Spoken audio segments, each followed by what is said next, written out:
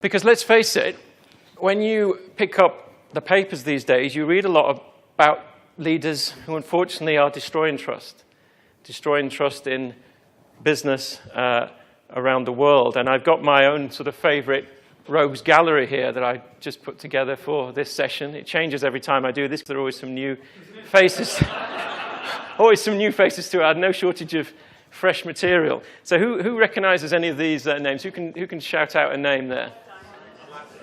Blatter, Bob Diamond. So let's talk about Bob, the unacceptable face of banking, Diamond.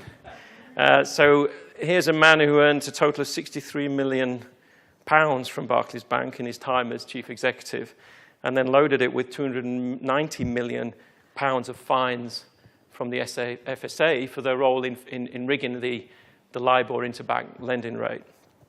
We mentioned Sepp Blatter, so we saw on our television screens a few weeks ago 7 people being escorted out of a 5-star hotel in Zurich with the blanket over their heads, the blanket of shame.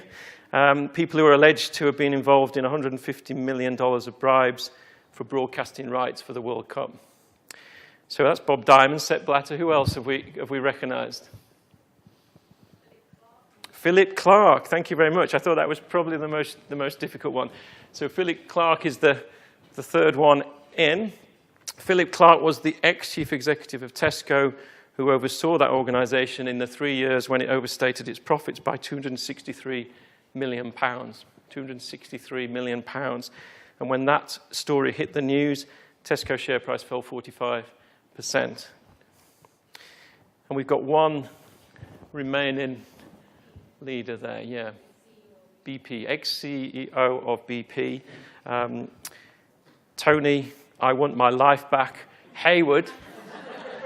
So 2010, he was caught making that comment that in the midst of the Deepwater Horizon disaster, which led to 11 people dying, 4.9 million barrels of oil being pumped into the Gulf, a man who was earning $1.6 million a year, had a pension pot of $17 million. In the midst of that crisis, he made a throwaway comment to a journalist about, yes, we'd all like this to be over, I'd like my life back. And you can imagine the media furore around that. That disaster has to date cost BP $37.2 billion and is expected to cost a further $18 billion in the coming years.